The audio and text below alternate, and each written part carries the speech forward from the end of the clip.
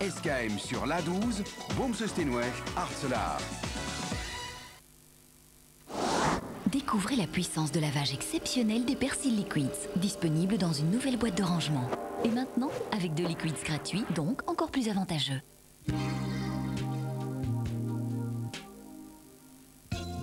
Cinéma. La vie de millions de passagers est entre leurs mains. Belle, t'as remarqué que t'as 2 avions qui vont l'un vers l'autre? Ouais, j'ai remarqué. Qu'est-ce que vous dites-moi? Enfin, qu'est-ce que vous aimez? Chacun est doué pour un truc, je veux dire. J'ai un trou, envoie un autre avion. Sexe et stress font-ils bon ménage? Monsieur Falzon. Nick, appelez-moi Nick. Rends-moi ma plume! Non, tu l'auras ma plume! Non, tu l'auras pas! Regarde-moi dans les yeux. Et dis-moi que tu ne m'as jamais trompé. Pour contrôler votre 7e ciel, retrouvez les aiguilleurs lundi soir sur la 1.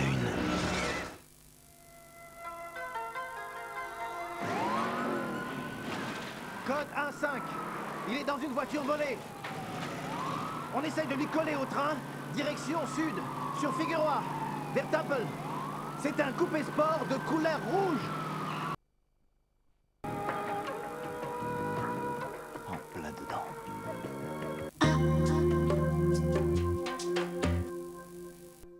Si tu ne veux pas faire la vaisselle trop souvent, fais-la mal. Cet homme ne connaît pas encore le pouvoir dégraissant de Dreft. Hein? Bien, maintenant, regarde. Oh non, j'ai oublié ça et maintenant l'eau elle est toute grasse. Ah oui? Je te laisse faire, finalement, c'est toi l'expert. Mais tu fais ça très bien. Dreft dégraisse mieux que tous les autres liquides vaisselle et emprisonne la graisse si bien qu'elle se redépose moins vite. Ainsi, à la fin de cette vaisselle, même ce verre garde toute sa brillance. Tu vois? Aussi propre que le premier. Tu vas pouvoir faire la vaisselle plus souvent. Dreft. Dreft. Pas besoin d'en rajouter.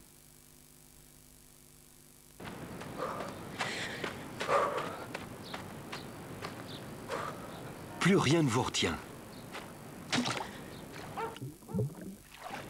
Car Vicks Free C aide à augmenter votre résistance grâce à l'influence de la vitamine C.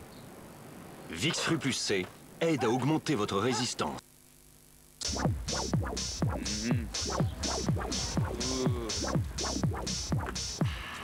Sexy.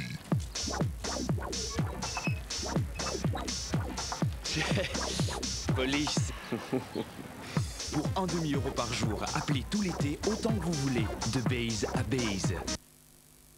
Enfin, un liquide vaisselle aussi puissant contre la graisse que Dreft, mais avec des agents protecteurs pour la peau, pour des mains douces. Dreft Extra Doux.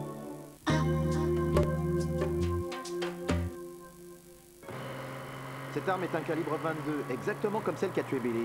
Oui, alors on va demander un mandat et récupérer l'arme. Et arrêter Didi Kirkus. Si la balistique confirme tout ça. Mais ils vont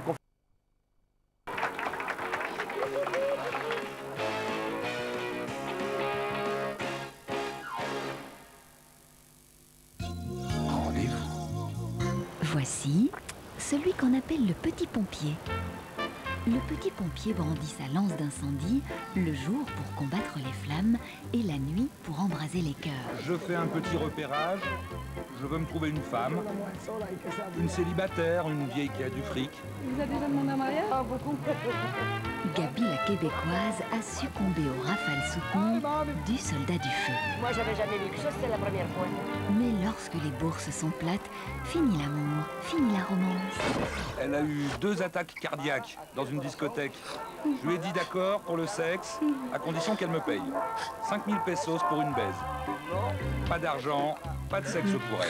Car c'est contre argent que les bourreaux de ces dames plantent leur étendard et s'acquittent de belle besogne.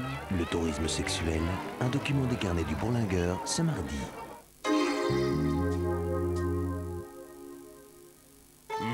Du savon de Marseille, qui rappelle cette bonne odeur de propreté d'autrefois. Voici mon nouveau Monsieur Propre, avec toute ma force légendaire, pour nettoyer en profondeur, sans rincer. Quelle bonne odeur de propre! Monsieur Propre, une touche de Marseille, la bonne odeur d'autrefois et la propreté d'aujourd'hui. Le monde du café, ils l'ont révolutionné. Senseo, c'est un goût aussi puissant que doux. Découvrez le goût révolutionnaire de Senseo, délicieusement puissant et savoureusement doux. Senseo, un café sensationnel à chaque tasse. moins 20%, moins 50%, et même jusqu'à moins 70% sur les meilleures marques dans tous les départements. Des démarques sur autant de marques, c'est possible uniquement chez SKM. Venez vite, SKM sur l'A12, Boomsesteenweg, Hartselaar.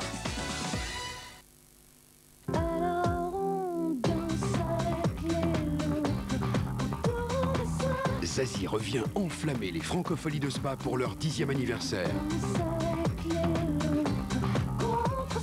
Avec en première partie Ismaël Lo et Jane Birkin. Elise, Elise, Elise, les autres en sont fous. Elise, Elise. Les Franco célèbrent toutes les couleurs de la musique du 16 au 21 juillet à Spa. Ouvre tes yeux. Regarde partout. Partout. Il y a des millions de choses à découvrir. Tu vois des choses et t'imaginais même pas qu'elles étaient là. Voici la nouvelle pellicule Kodak High Definition. La technologie Kodak High Definition saisit les moindres détails pour des photos claires et nettes. Ouvre tes yeux. C'est ce que j'ai appris à l'école aujourd'hui.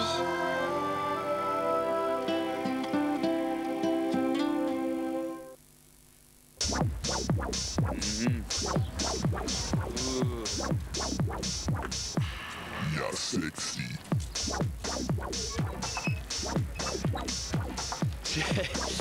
Police. Pour 1 demi-euro par jour, appelez tout l'été autant que vous voulez, de Base à Base.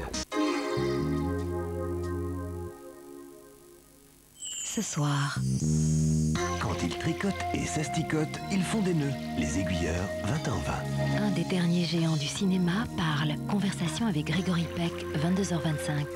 En bref, 20h20 les aiguilleurs, 22h25 conversation avec Grégory Peck. Les images parlent encore. Randolph a l'âge d'être votre père. Alors laissez-le vivre au moins le temps qu'il nous file notre paye, voulez-vous, avant qu'il n'attrape une crise cardiaque. Un sacré coup, Mike. Tu as dû jouer les yeux ouverts pour une fois. Cette année, je vous ai obtenu pas mal d'argent pour ta... Pas faim? C'est très inquiétant.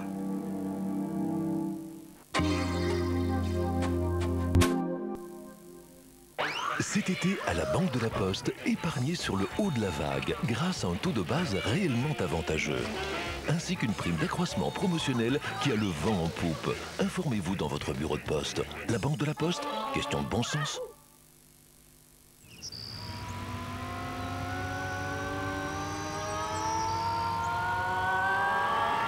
À ne pas rater en juillet. Tous ces produits à 19 €.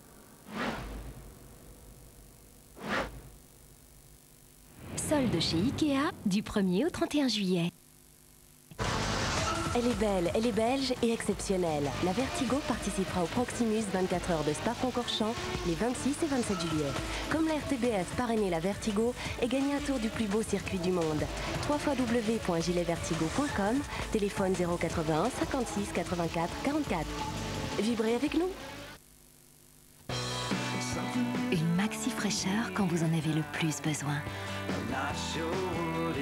Pas la moindre odeur, rien qu'une sensation de fraîcheur. Le nouveau Carefree Maxi, grâce à sa technologie Micro Fresh Burst, prévient les odeurs comme aucun protège-slip ne le fait. Carefree Maxi pour une maxi fraîcheur.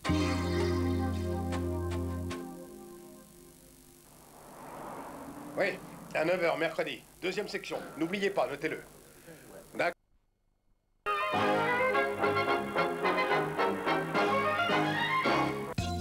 Document. En 50 films et autant d'années de carrière, Grégory Peck s'est imposé comme l'une des grandes icônes populaires du 7e art. À l'instar de son succès, sa modestie était immense. Héros d'ombre et de lumière, et père tranquille en famille, il a su marier les petits plaisirs de la vie et les frissons du grand écran.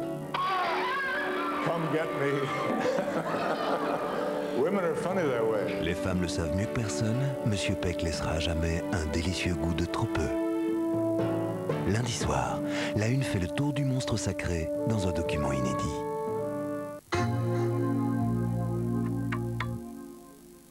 Bonjour, c'est votre fils qui est à l'école de cuisine? Oui, Lionel. J'ai entendu dire que la semaine prochaine, c'était la journée avec porte ouverte. Il parle d'être impeccable.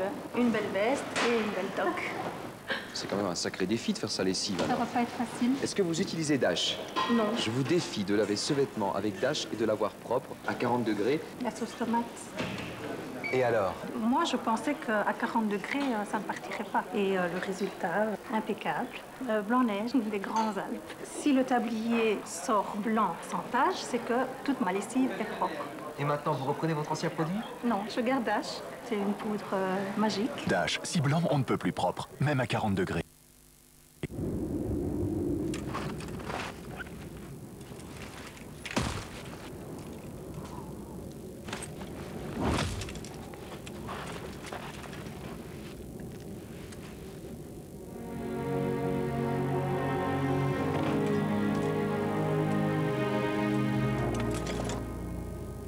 Allô? Allô chérie, c'est moi. Si tu voyais comme c'est beau. Au-delà des frontières, Proximus nous rapproche tous. Moins 20%, moins 50%, et même jusqu'à moins 70% sur les meilleures marques dans tous les départements. Des démarques sur autant de marques, c'est possible uniquement chez SKM. Venez vite, SKM sur l'A12, Boomse-Steenweg, Artselaar. Good morning, Angels. Good morning, Charlie. Elles reviennent vous mettre le feu au Wilkinson American Movie Day. Le 3 juillet à minuit et le 4 juillet à toutes les séances. 13 avant-premières Made in USA à l'UGC de Brooker. Back to 60s avec Renée Zellweger. Plongez dans l'enfer de L.A. avec Kurt Russell. Et méfiez-vous des kangourous. En ouverture le 3 juillet dès 23h, découvrez un spectacle son et lumière tout feu tout flamme, clôturé par un feu d'artifice géant place de Brooker. Wilkinson American Movie Day. La RTBF présente l'année Brel Bruxelles 2003. Concerts, spectacles, promenades, expositions.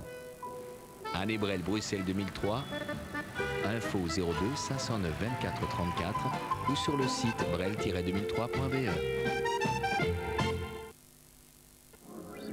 Quand les pellicules vous tracassent, c'est difficile de rester cool.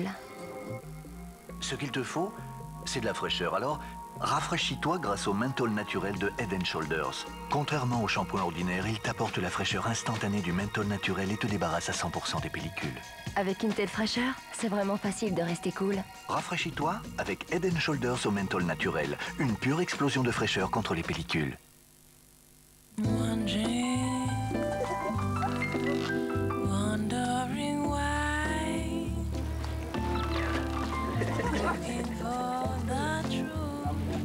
Et pourquoi un mouton ne rétrécit-il pas sous la pluie? Une voyante que je ne compte pas payer me recevra-t-elle? Pourquoi appelle-t-on ça une bière blanche?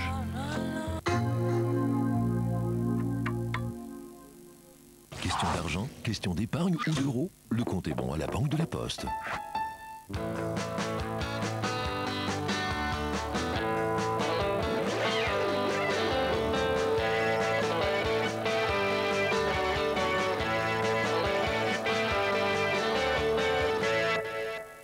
Depuis des années, la crainte de toute personne qui avait emprunté de l'argent était d'être fichée à la Banque nationale de Belgique pour défaut de paiement. Aujourd'hui, c'est plus simple. Toute personne qui a contracté un emprunt est reprise dans les fichiers de la centrale des crédits aux particuliers. Voyons ensemble comment elle fonctionne. La centrale des crédits est appelée positive parce que tous les contrats y sont repris et pas seulement ceux dont les remboursements ne sont pas honorés.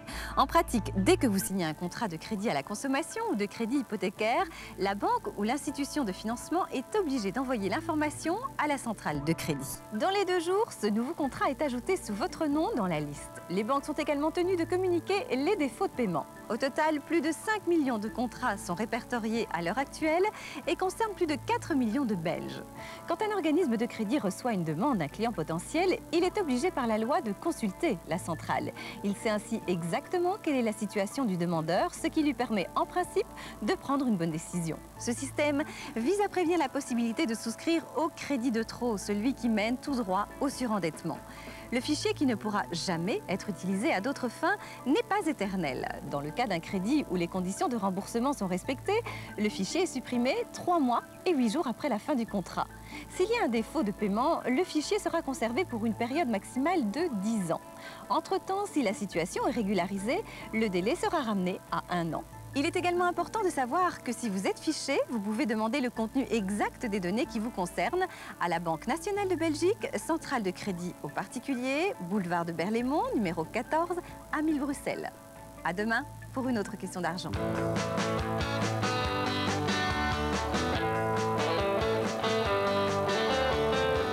Question d'argent, question d'épargne ou d'euros, le compte est bon à la Banque de la Poste. Série.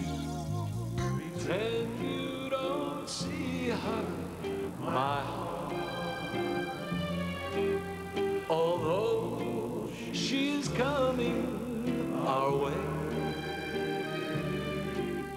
pretend you don't need. Bonne nuit, douce nuit, avec Ni vu ni connu, adapté du roman de Mary Higgins Clark. Ce mercredi sur la Une, va y avoir du suspense. Ce n'est pas fini, Sloane.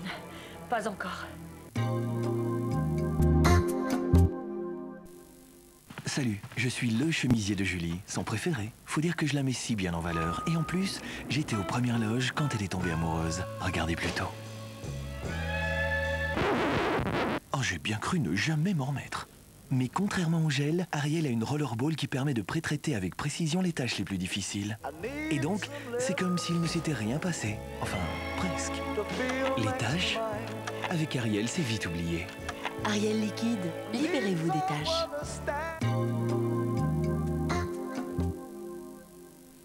Avec la RTBF et Etri, roulez le pied léger. Recevez 2 fois par jour un SMS donnant les positions des contrôles radars dans votre province.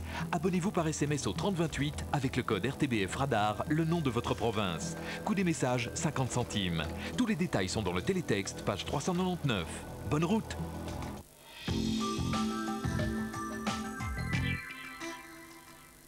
Bonsoir à toutes, bonsoir à tous. Le mois de juin se termine sous des averses parfois ponctuées d'un coup de tonnerre. Alors demain, ce sera pareil. Et pour vraiment tout vous dire, eh bien, c'est le temps de toute la semaine qui sera compromis, qui sera perturbé. Sur l'animation satellite, eh bien, on retrouve cette fameuse perturbation qui a traversé notre pays ce lundi matin d'ouest en est. Nous allons connaître un répit ici, mais de seulement quelques heures, puisqu'en fait c'est le temps donc de toute la semaine qui sera déterminé par une dépression qui est actuellement au large de la Bretagne. Elle va ensuite remonter vers la mer du Nord pour rejoindre ensuite la mer Baltique. Conséquence, chez nous, toujours des courants frais, humides et donc très instables. Cette nuit, quelques averses seront toujours possibles, mais localement, de larges éclaircies vont aussi se développer. Des bancs de brume et de brouillard vont se former localement. Quant aux minima, ils varieront entre 11 et 14 degrés. Demain matin, le ciel va à nouveau se couvrir à partir de l'ouest et une poche d'averses, parfois orageuses à nouveau, eh bien, va traverser l'ensemble du territoire. Nous aurons un vent de secteur sud-ouest qui sera soutenu toute la journée. Un temps qui restera encore très chahuté l'après-midi, il faudra composer avec une alternance d'averses, de quelques moments de répit avec de furtifs coins de ciel bleu. Voici les températures au meilleur moment de la journée, de 19 jusqu'à 21 degrés dans l'intérieur. Nous aurons seulement 18 degrés juste au bord de la mer. Ce mardi, nous allons ouvrir la grande aventure du mois de juillet. Bonne fête à tous les Thierry. Si vous en connaissez, n'oubliez pas de les saluer. Lever du soleil à 5h33. Notre prochain rendez-vous, 19h25. Soyez là, présents pour la météo des plages. Merci, à tout à l'heure. Pluie ou soleil? Pile collectée, nature respectée.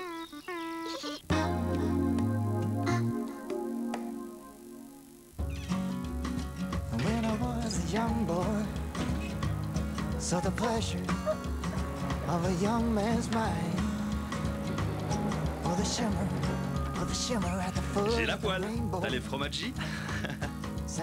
Pour varier, essayez les nouveaux fromaggi du Miracoli. De délicieux steak au fromage italien, pané et croustillant. Nouveau fromaggi du Miracoli. 3 variétés au rayon frais. Miracoli, ça donne envie d'être réunis.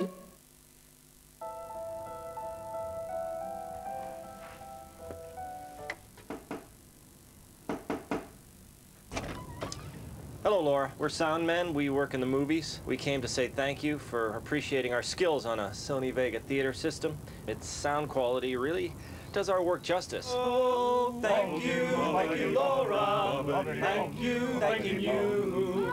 Sony Vega Theater, le véritable cinéma à domicile.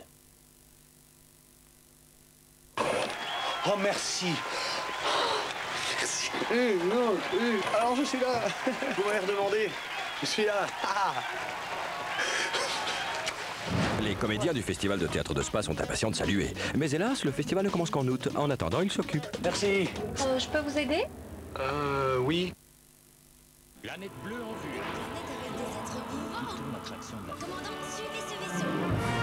Ça y est, j'entre dans l'hyperespace. Un temple de planètes, un parcours spatial plein de sensations. Space Odyssey, eurospacecenter.be. Space Odyssey, autoroute E411, sortie 24. La Fed Cup, un des événements les plus importants du tennis féminin mondial. Le samedi 19 et le dimanche 20 juillet, la Belgique affronte la Slovaquie. Avec entre autres Justine Henin-Ardenne, Kim Clijsters et Els Calens, le spectacle sera au rendez-vous. Gagnez des places VIP en téléphonant maintenant au 0900 278 99. La Fed Cup Belgique-Slovaquie, le samedi 19 et le dimanche 20 juillet, au Spirodome à Charleroi.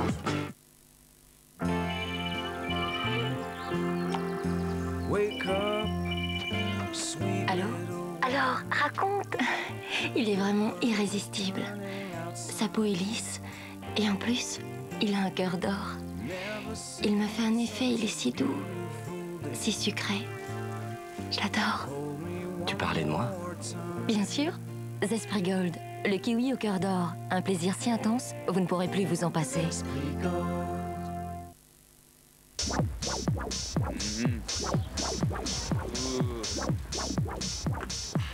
You're sexy.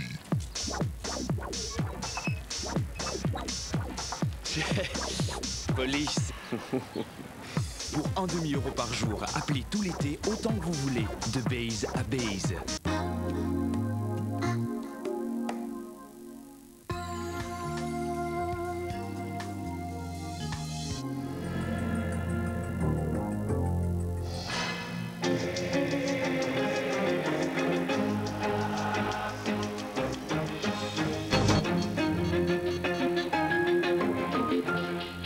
Bonsoir à tous. Le procès du photographe belge arrêté au Laos n'a pas traîné. L'audience d'aujourd'hui n'a duré que 2 heures et la peine a aussitôt été prononcée.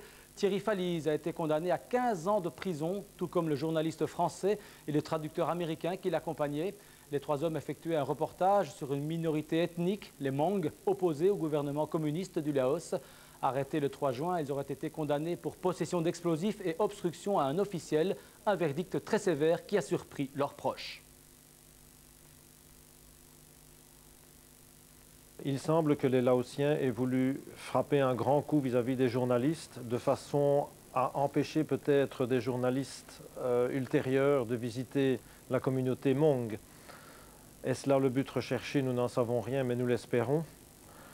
Et que nous espérons surtout que la diplomatie et les actions que vont prendre les diplomates, aussi bien français que belges, vont permettre un dénouement rapide.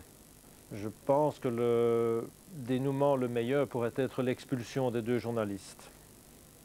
Au Proche-Orient, la trêve annoncée hier soir par les principaux mouvements radicaux palestiniens produit déjà ses premiers effets. L'armée israélienne a commencé aujourd'hui à se retirer de Gaza.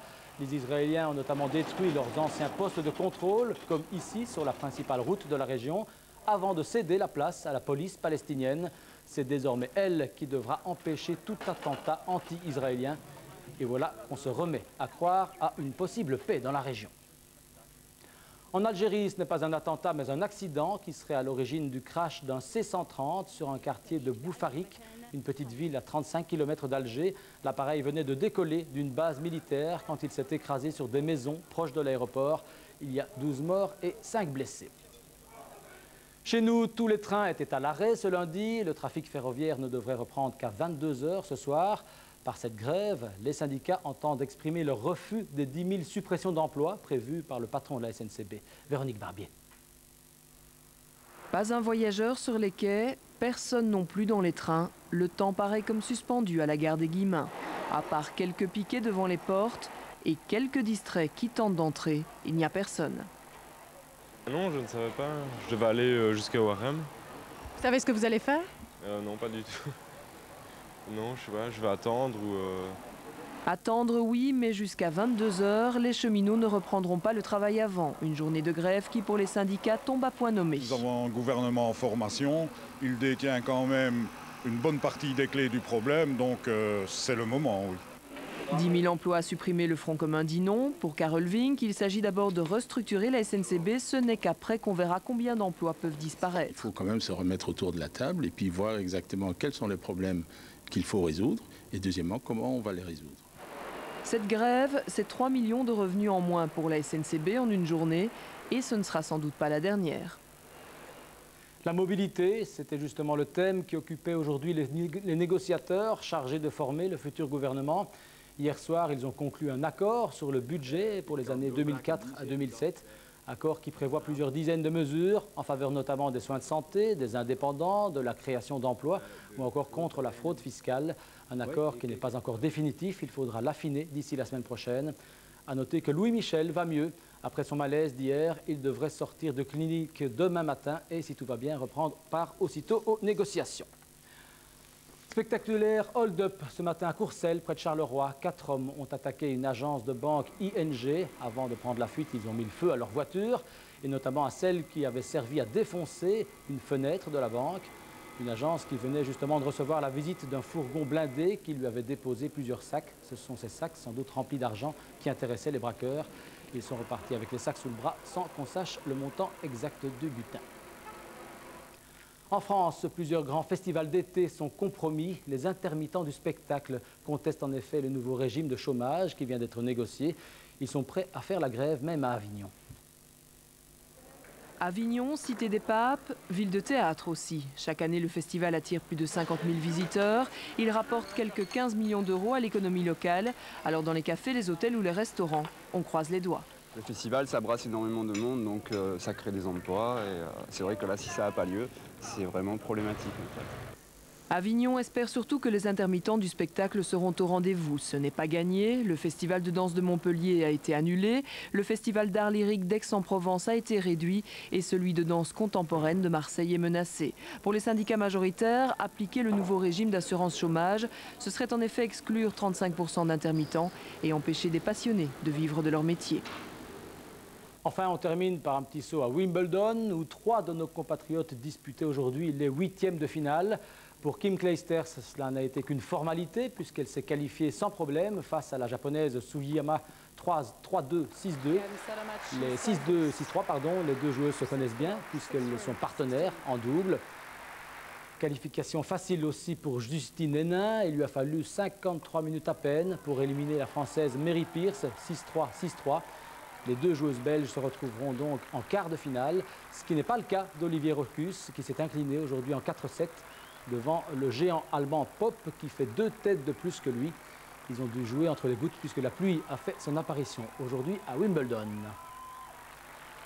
Chez nous aussi, il a plu ce lundi, mais cela n'empêche pas le bus des régions de s'intéresser aux vacances qui commencent et au tourisme. Jean-Christophe Willens a décidé de faire trempette au barrage de l'Odeur.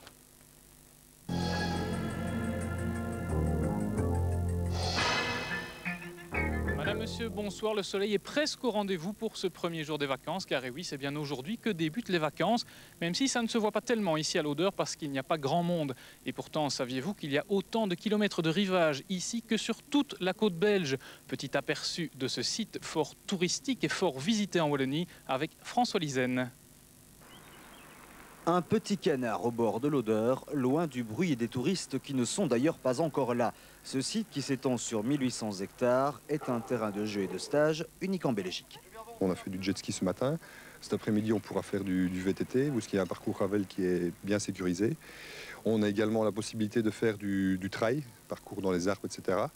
Et on est venu avec nos propres moniteurs de la province du Brabant Wallon et on organise aussi du tir à l'arc. Donc c'est très complet, ça permet aux jeunes de s'épanouir au niveau du sport. Pêche, plongée, voile, planche à voile, jet ski, ski nautique, voilà notamment pourquoi les lacs de l'Odeur attirent les touristes d'un jour. Pendant 20 ans, on a vécu avec des activités qui se sont installées progressivement en fonction des infrastructures de clubs, en fonction de certains points où il y avait des aménagements. Mais jusque-là, c'était resté du tourisme d'un jour. Et maintenant, après plus de 22 ans, nous en sommes maintenant à un développement du tourisme avec l'accueil d'un tourisme de séjour. Fonctionnel depuis 1981, les lacs de l'Odeur, ce sont quelques 620 hectares de plans d'eau. C'est principalement un tourisme d'un jour. Mais derrière moi, un village est en train de naître. Quelques 102 maisons sont construites. On en annonce 500 pour 2005. Les gens de beaucoup plus loin vont pouvoir venir ici profiter à la fois des attractivités essentiellement tournées autour de l'eau de ces lacs, mais aussi de ces forêts et du côté très sympathique et très reposant de cette région. Pour attirer davantage de clients en centre équestre et un golf devrait voir le jour entre début juillet et fin août. 558 personnes vont passer au moins une nuit dans ce village érigé. Ce n'est pas une surprise, par et pour des Néerlandais. Dans un premier temps, tout d'abord en termes d'investissement, c'est eux qui sont principalement propriétaires, mais nous sommes sur un produit essentiellement locatif et qui intéressera effectivement nos amis du Nord, mais aussi tous les Belges, tous les Wallons qui pourront venir ici, soit y passer 8 jours en plein été ou passer un midweek ou un week-end le reste de l'année. Bref, pour cet été allié sport nautique et langue de Vondel, vous savez où aller. Et on se retrouve ici à l'intérieur d'une de ces fameuses maisons à louer. Celle-ci, par exemple, peut contenir jusqu'à 8 personnes et sera louée en haute saison près de 1 000 € par semaine. La haute saison, ça commence ce vendredi. Alors, Monsieur Van den Driesch, la région wallonne est un peu partenaire. Est-ce que ce type de village de vacances, c'est l'avenir en Wallonie ? Mais c'est l'avenir. Pour ce qui concerne l'odeur, je pense qu'il y a 3 choses à faire. Principalement, faire en sorte que pour l'odeur, ça fonctionne bien. Et c'est aussi pour les autres des villages de vacances en région wallonne que ça fonctionne également bien. Puis s'il y a d'autres opportunités pour de nouveaux villages de vacances, ça peut être intéressant. Mais d'abord, les 2 premières choses à faire. Alors, on a parlé de l'odeur, mais en Wallonie, il y a beaucoup de sites qui sont visités. Est-ce qu'on peut dresser un peu le top 3 ou le top 5 des sites les plus visités en Wallonie ? Oui, la première ville touristique au niveau de l'hébergement, c'est Durbuy, il faut le savoir. Et au niveau des attractions touristiques, il y a 3 grosses attractions touristiques, ce n'est pas des secrets, qui fonctionnent très bien en région wallonne, c'est Six Flags, Paradisio et les Grottes de Han. Est-ce que l'on peut parler d'une évolution dans le mode de vacances des Belges en Wallonie ? Oui, les vacances deviennent de plus en plus courts séjours, et il faut compter qu'un séjour dure en moyenne 3 jours maintenant en région wallonne. Merci beaucoup. Alors, si les Belges passent beaucoup de temps en Wallonie ou dans le reste du pays, ils sont très nombreux également à partir à l'étranger. Est-ce que c'était déjà le rush aujourd'hui à l'aéroport de Bruxelles National ? Nous allons le voir avec Marc Mellon. Bruxelles National, ce midi, un aéroport où l'on rencontre des Bruxellois et des Wallons en vacances. Ils prennent l'avion pour aller aider les autres. En fait, nous allons planter des arbres à Ouagadougou. Et notamment faire de l'animation avec des enfants de la rue pour une association en fait burkinabé. On part en chantier international en Estonie. Donc voilà, on va là-bas avec des locaux et d'autres internationaux. On va aider à nettoyer des plages, à aménager des plages pour les vacances, pour les vacanciers. D'autres sont vraiment en vacances et se préparent à prendre du bon temps. Ça fait 3 ans et demi que je ne suis pas parti, donc c'est tout à fait normal que je sois un peu content, quoi. On va retrouver le soleil en Espagne, parce qu'il pleut, donc voilà. Je travaille toute l'année et donc ça fait du bien de pouvoir un peu se détendre, tout oublier et profiter pleinement avec la famille. Pour quelques voyageurs, ces vacances commencent mal. L'avion est complet, c'est pour demain matin. C'est un voyage de dernière minute ? Non. C'était réservé et tout, l'avion est complet. Qu'allez-vous faire ? Ben, on va retourner, on reviendra demain matin. C'est pas drôle du tout, ça ? Du tout, non. Non, du tout. Ben, nous devons aller à Grenade et on devait prendre l'avion pour Madrid qui décolle à 12h20, mais seulement quand on est arrivé, il n'y avait plus de place. Ça fait qu'on peut attendre. Maintenant, on attend pour voir si éventuellement il y a encore une place pour partir cet après-midi. Pour ceux qui aiment l'imprévu et les bonnes affaires, il y a les dernières minutes. Aujourd'hui, par exemple, il y avait Antalya en Turquie pour 150 €. Alicante aussi. Il y a Palma de Majorque ce soir pour 150 € également. Ça, c'est en moyenne pour une semaine, les vols secs. Aller-retour et taxes d'aéroport incluses. Mais sur place, il faut trouver un hôtel. Sur place, il faut se débrouiller. Après les attentats du 11 septembre et la faillite de la Sabena, les gestionnaires de l'aéroport bruxellois retrouvent le sourire. Nous avons connu par exemple au mois de juin passer un chiffre d'une croissance de 8% qui nous met quand même vraiment dans le peloton des autres aéroports européens qui est un chiffre assez bien. Rien que pour le mois de juillet, 1,5 million de voyageurs transiteront par Bruxelles National. Il paraît que c'est la crise, que le Belge n'a plus beaucoup d'argent. Alors, Monsieur Hubaut, est-ce que vous pensez que c'est vraiment le cas dans les agences de voyage? Est-ce que ça se sent, ça? Mais disons, ça s'est fortement ressenti les 3 premiers mois de l'année, qui sont janvier, février, mars, qui sont normalement 3 bons mois pour les agences de voyage, mais avec les événements de l'Irak, ça a été des mois catastrophiques. Est-ce qu'il y a des pays où on ne veut plus aller, par exemple avec la guerre en Irak ou avec ce qui s'est passé récemment en Asie? Mais il faut dire que maintenant ça va mieux, mais l'Égypte et la Turquie ont pris un sale coup, si on peut dire. Quelles sont les destinations privilégiées des Belges? Quand ils partent à l'étranger, en avion principalement, où vont-ils? Disons, pour ce qu'on appelle les longs courriers, eh bien, la République dominicaine et Cuba sont toujours des valeurs sûres et appréciées. Pour ce qu'on appelle en moyen courrier, bon, l'Espagne, bien sûr, est une des destinations favorites, mais également la Turquie, la Grèce, Malte, qui marche pas mal également. Est-ce que les compagnies low cost ou alors les last minute, comme on appelle ça, ont toujours le vent en poupe pour le moment? Oui, il y a une certaine clientèle, mais il faut savoir que ça s'adresse à une clientèle qui s'est partie, je vais dire, du jour au lendemain, donc ça ne s'adresse pas à tout le monde. Merci beaucoup. Alors, si l'on parle de vacances, c'est bien le cas à l'heure où je vous parle actuellement, mais il y a quelques heures de ça, c'était pas encore vrai, puisque beaucoup... Ici, c'est sûr, les vacances se préparent sérieusement. Et jusqu'à la dernière minute, on peaufine sa technique de château de sable. La boîte au knick-knack est ouverte, ça ce n'est pas habituel, mais aujourd'hui n'est pas un jour comme les autres, nous sommes... lundi. Et c'est un jour particulier. Oui. Pourquoi? C'est le dernier jour de l'école. Et chez les enseignants, on ressent malgré tout un certain soulagement. Nous, on pense beaucoup aux vacances parce qu'on en a bien besoin, c'est certain. Et puis on est dans les rangements, on organise une journée porte ouverte, donc on espère avoir des inscriptions aujourd'hui. Le jour vraiment qui est beaucoup plus important, c'est le jour de la remise des bulletins, parce que là, il y a un petit pincement avec les parents qui viennent et les enfants qui sont là. Sinon, le dernier jour, bon, ben, on sent que c'est la fin, mais moi, je préfère plutôt le jour des bulletins. La circulaire de la communauté française est très claire. La fin de l'année et donc de l'obligation scolaire, c'est le 30 juin. Petit coup de sonde dans une des classes de primaire. Combien d'élèves aujourd'hui? 4 élèves sur 22 habituellement. Est-ce que vous sévissez contre les absents? Non, absolument pas. On se rend bien compte ici. En plus, cette année, le 30 étant un lundi, on se rend compte qu'il y a déjà des enfants qui sont partis en vacances. On a prévu cela en donnant un papier à tous les parents, en demandant si l'enfant était présent pour se couvrir.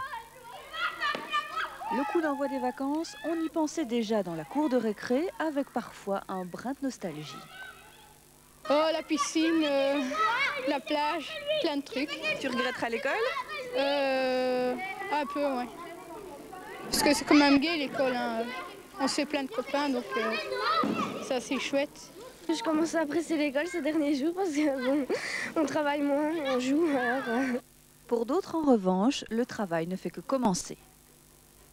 Le grand nettoyage, le gratter les bancs, laver les murs, donc le travail qu'on ne sait pas faire tous les jours, quoi.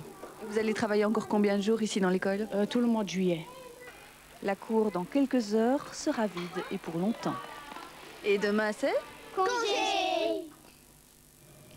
Toutes les maisons qui se trouvent autour de nous ont été achetées, on l'a dit, par des Néerlandais, seront louées principalement à des Néerlandais. Monsieur Van den Driesch, est-ce que c'est indéniablement la nation la plus représentée en Wallonie? C'est une des clientèles qui vient les plus nombreuses en Wallonie. Je citerai aussi quand même la clientèle francophone et les néerlandophones de Belgique qui viennent très très nombreux également. Alors quelle est la part du secteur tourisme dans l'économie wallonne? C'est une part qui est quand même relativement importante. J'ai 2 chiffres à citer, 2 évolutions à citer. Celle du chiffre d'affaires. Il faut savoir qu'en 2001, à bon an, mal an, on aura environ 3 milliards d'euros en chiffre d'affaires contre 2,4 milliards en 96. Et pour les emplois, on peut dire que 60 000 personnes à peu près vivent du tourisme en région wallonne, alors qu'en 1996, ils étaient 52-53 000. Merci beaucoup. Donc le tourisme se porte bien en Wallonie et en Belgique, on l'aura compris. Alors le bus, c'est fini pour aujourd'hui, mais pour nous, pas de vacances. On sera bien là au rendez-vous dès demain. Tout de suite, c'est le best du projet X.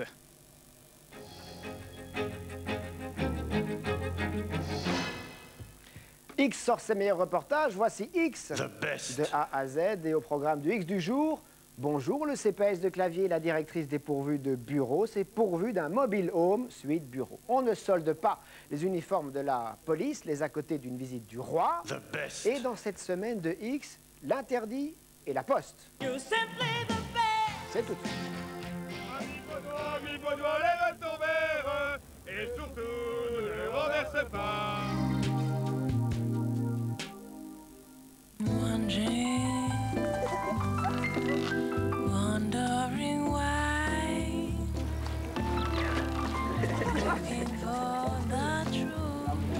Et pourquoi un mouton ne rétrécit-il pas sous la pluie? Une voyante que je ne compte pas payer, me recevra-t-elle? Pourquoi appelle-t-on ça une bière blanche?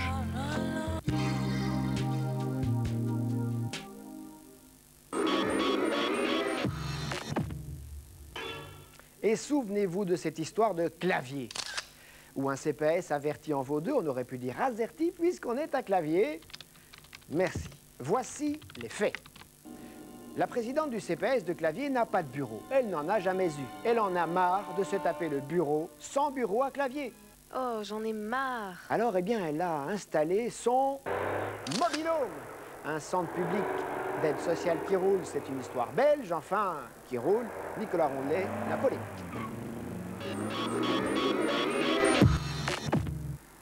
Pour le CPAS de Clavier, c'est ici, dans le même bâtiment que l'administration communale. Mais pour la directrice du CPAS, c'est là. La pièce que j'occupais, où nous faisions des réunions de comités, notamment comité spécial de l'aide sociale, où on se trouvait dans ce bureau aussi à donc 3 conseillères, une secrétaire et une assistante sociale, donc 5 personnes. Le problème au CPAS de Clavier, c'est l'exiguïté. 4 petits bureaux pour 8 employés qui doivent accueillir avec dignité et discrétion des citoyens qui ont besoin de leurs services. Donc pour le moment, mon bureau, je le fais là. Pour être proche du personnel, je pourrais le faire chez moi, mais bon, c'est à Clavier Station, donc comme ça, au moins, j'ai le contact plus facile avec le personnel. Il y a bien une petite pièce vide promise au CPAS. Alors, voilà le nouveau bureau. Nouveau bureau dont l'aménagement traîne depuis plus d'1 an. On redemande chaque fois l'avancée du dossier. Et bon, ben, chaque fois, on nous donne une échéance, ça va se faire pour une telle date. Et puis, ben non, justement, il y a eu un surcroît de travail, on n'a pas su. Et puis, encore une fois... Et donc, en attendant, armée de ces dossiers, la directrice du CPAS de Clavier gagne son bureau, où il n'y en a pas de clavier, ni d'écran d'ailleurs, pas d'ordinateur, quoi. Simplement, j'avais quand même envie de faire un peu bouger les choses, donc c'est quelque part un petit peu provoquant, oui, si on peut dire.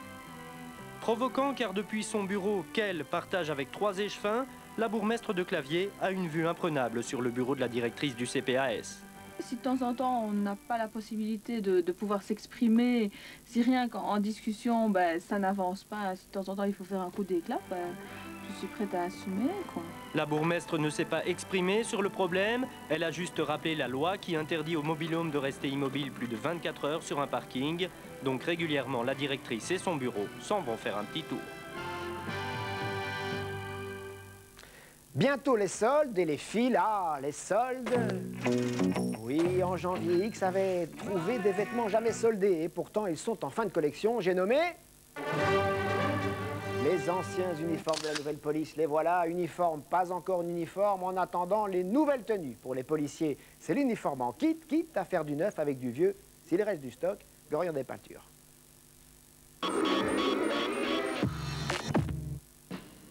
Tous les vêtements sont soldés, tous non. Il existe des vêtements qui résistent encore et toujours aux lois commerciales, les uniformes de police dont les prix restent uniformes, même en période de solde. Ça n'existe pas. Leur uniforme, ils peuvent l'acheter continuellement au cours de l'année. C'est pas un prix imposé, mais c'est un prix qui est déjà calculé très bas, moins élevé qu'on pourrait vendre dans un magasin.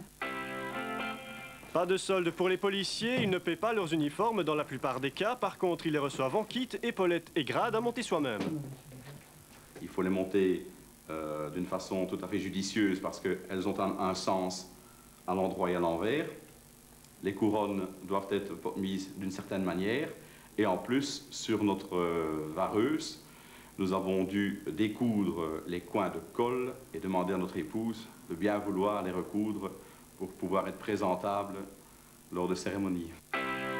C'est fort compliqué. Vous aviez un mode d'emploi pour monter tout ça? Oui, il y avait un descriptif pour pouvoir monter et adapter les épaulettes. Imaginons maintenant que vous grossissiez ou que vous perdiez du poids, que vous ne rentrez plus dans votre uniforme. Comment ça se passe? Si c'est énorme, à ce moment-là, on sera obligé d'acheter un nouveau pantalon, en fonction des points que nous avons. Si c'est léger, à ce moment-là, soit on le rentre chez un couturier pour demander qu'il l'adapte, ou bien on demande aux épouses de le transformer, de l'adapter. Ça vous est déjà arrivé?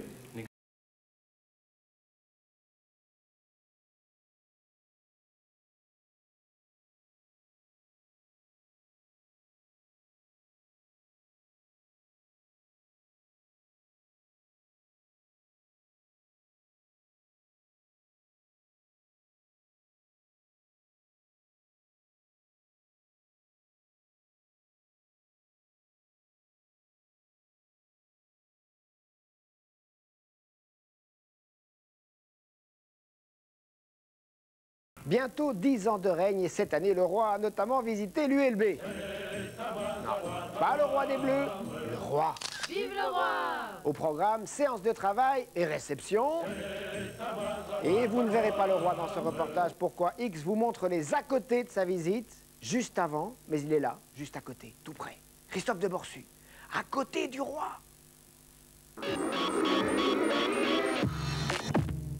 Donc pour moi, c'est le président qui doit être à côté du roi. Étant donné que Françoise Dupuis vient, donc... À côté du roi, c'est bien le problème. La ministre de l'Enseignement sera assise près d'Albert II au détriment du président de l'université. Aïe! Monsieur Van der Weghem est triste parce que c'est vous qui êtes à côté du roi et pas lui. Votre réaction? Oh, je ne réponds pas à ce genre de questions et je ne suis au courant de rien. Vous voulez pas lui donner votre place? De quoi parlez-vous? À côté du roi. De quoi parlez-vous? Vous êtes placé à côté du roi et le président, à cause de ça, est une place plus loin. C'est triste pour lui. Je ne suis au courant de rien, absolument pas. Je fais mon travail comme il doit être fait. Si la ministre prend cette place pour dire c'est moi qui dirige l'ULB, ça je dis non. Mais je ne crois pas que c'est ça que ça veut dire. On se calme dans un endroit tranquille. Alors c'est quoi? La toilette réservée au roi. Qu'est-ce qu'on fait de spécial pour une toilette réservée au roi? Simplement, on le lui attribue, donc personne ne peut y venir pendant sa présence ici.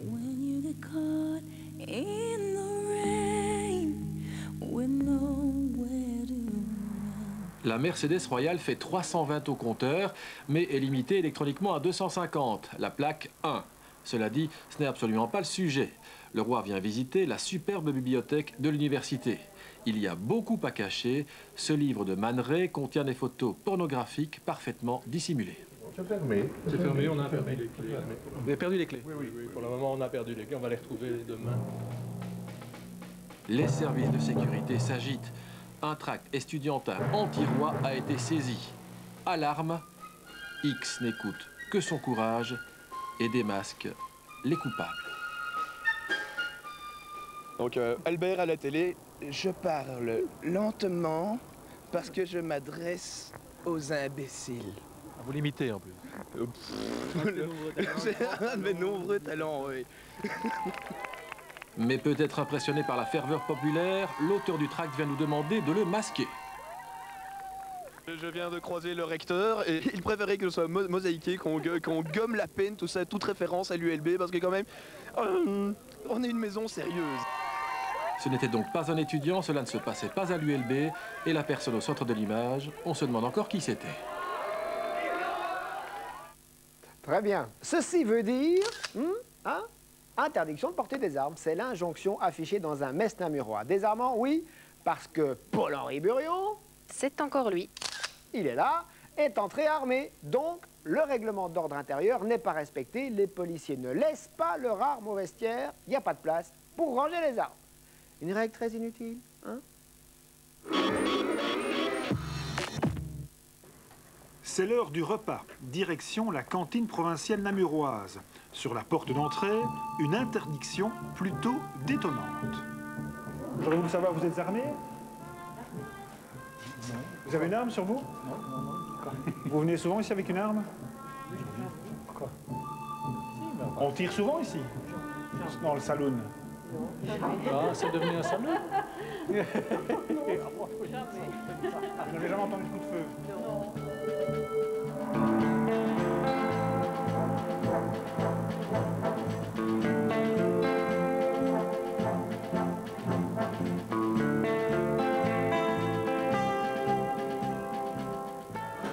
J'espère qu'il y a des boulettes sauce lapin. On ne peut pas venir armé ici. Normalement, non. Vous entendez des fois les coups de feu? Jamais? Jamais ça.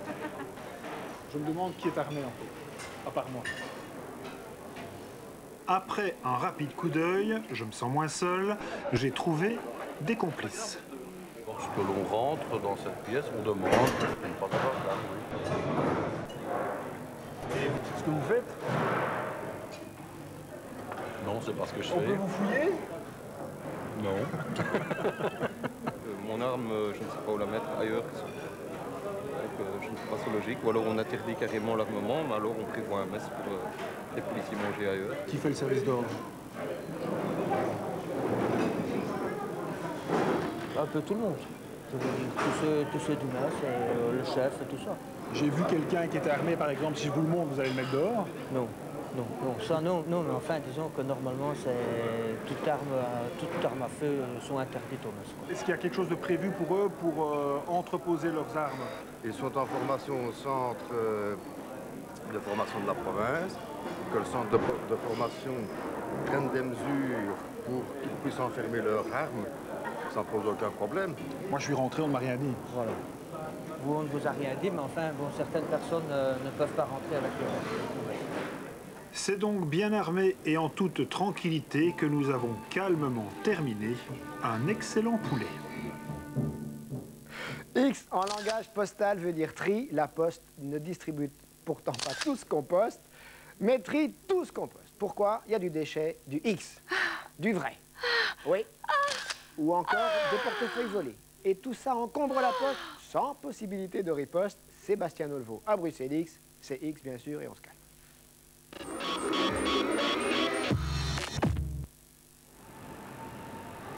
Le centre de tri postal de Bruxelles X, le plus gros centre de tri en Belgique. Ici, du courrier, encore du courrier, mais pas que du courrier. Tenez, lui, eh bien lui c'est Léon. Léon, le chef de tout ce qui n'est pas courrier, justement. Ici, on appelle ça le rebut. Le rebut, c'est tout ce qui arrive ici qui ne peut pas être distribué directement au destinataire. Et tous les matins, vous allez chercher votre petit courrier à vous, alors? Oui, enfin, disons le produit pour notre section, en tout cas. Et dans cette section, qu'est-ce qu'il y a? Des lettres, bien sûr, avec une adresse incomplète, voire même inexistante, mais ce n'est pas tout. Voilà, donc ceci, c'est tout ce qu'on trouve dans les boîtes postales de Bruxelles.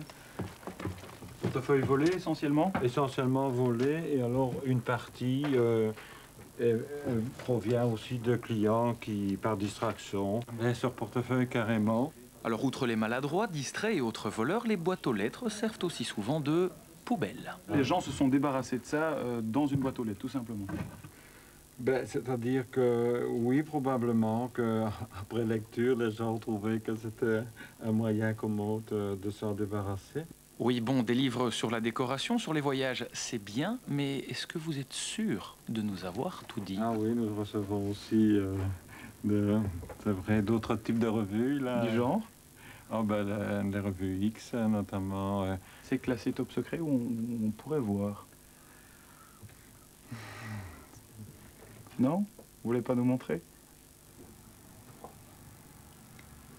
Alors officiellement, la direction de la Poste ne veut pas qu'on en parle, mais on a cherché un petit peu. On en a trouvé. Il y a bien du X à Bruxelles X. Voilà, merci d'avoir suivi X. The best. Pensez-vous qu'il est possible de se faire rembourser un timbre à la Poste? Rendez-vous demain devant le poste à suivre le JT. Notre adresse pour vos idées de reportage, la voici. Belle soirée. Il est des nôtres, il a vu son verre comme les autres.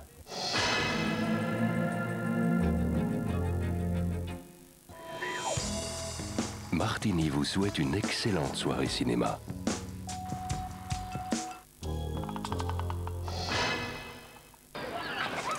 Quand vous rentrez chez vous, vous arrive-t-il d'être dérangé par une odeur de fumée froide?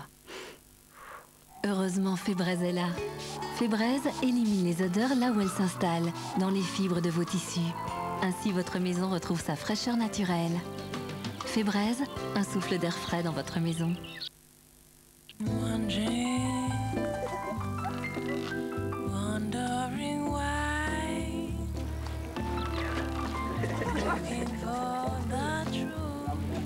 Et pourquoi un mouton ne rétrécit-il pas sous la pluie? Une voyante que je ne compte pas payer me recevra-t-elle?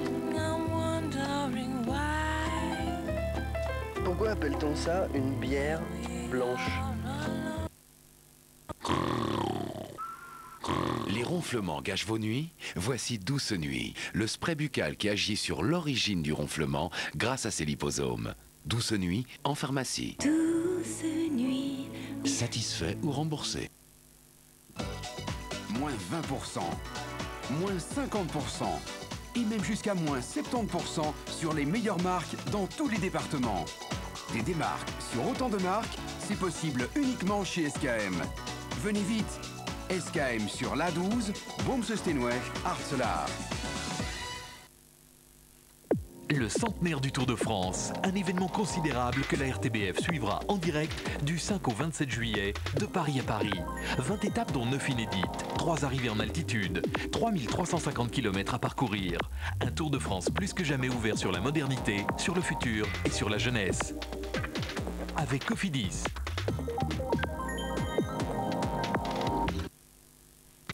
Festival estival avec la Loterie Nationale, c'est l'été en chanson. Retrouvez-nous dans toute la Wallonie jusqu'au 24 août avec William Dunker, Plastique Bertrand, Marc Herman, Mélanie Martins et bien d'autres. Concerts gratuits, animations pour les enfants, jeux cadeaux et bonne humeur pour un été en fête. For watching our work in the best possible way on the Sony Vega theater system. Yeah, thanks. We really appreciate it. Sony Vega Theater, le véritable cinéma à domicile. Découvrez l'Easy Peel, l'ouverture sûre et facile des saladières de Sopiquet. Des salades riches en thon et en petits légumes préparés. Dégustez les saladières de Sopiquet. Ce soir, quand ils tricotent et s'asticotent, ils font des nœuds. Les aiguilleurs, 20h20. Un des derniers géants du cinéma parle. Conversation avec Grégory Peck, 22h25. En bref, 20h20, les aiguilleurs, 22h25, conversation avec Grégory Peck. Les images parlent encore. Un petit nuage, ça peut être très rafraîchissant. Primus.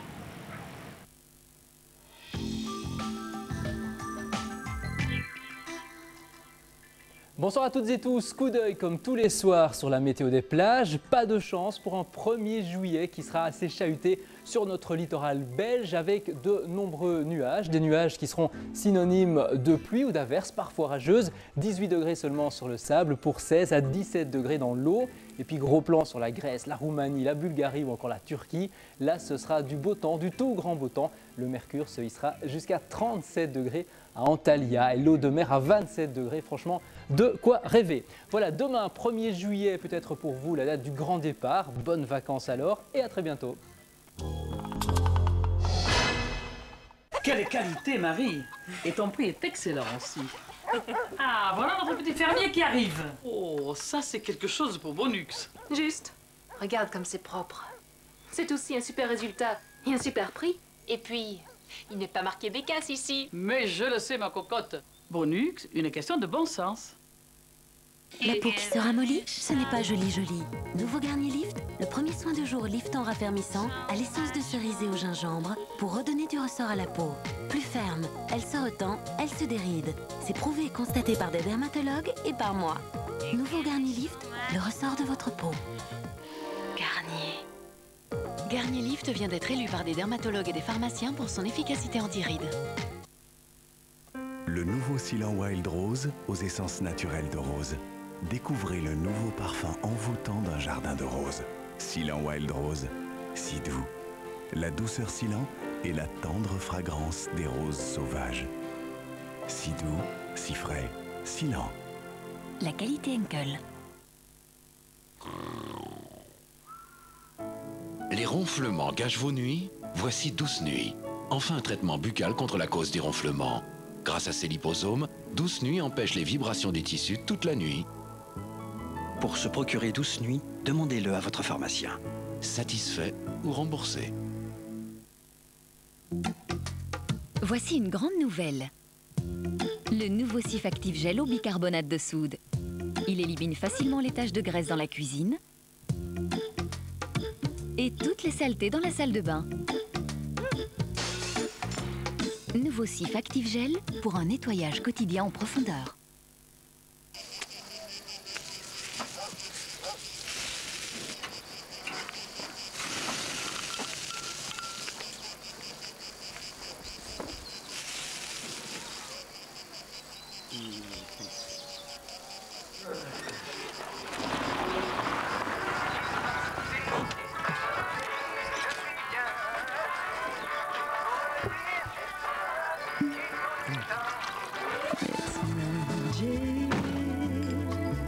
It's fabulous.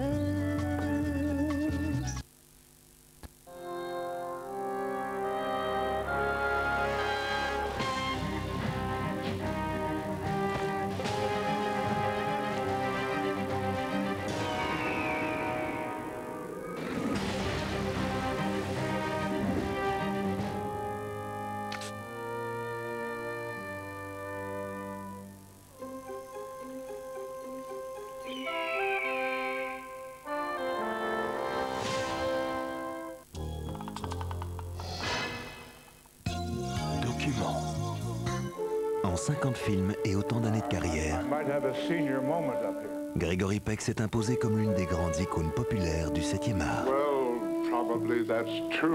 À l'instar de son succès, sa modestie était immense.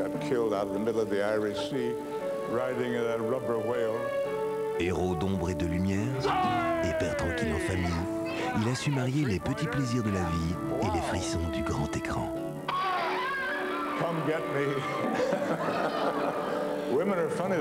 Les femmes le savent mieux que personne, Monsieur Peck laissera à jamais un délicieux goût de trop peu. Lundi soir, la Une fait le tour du monstre sacré dans un document inédit.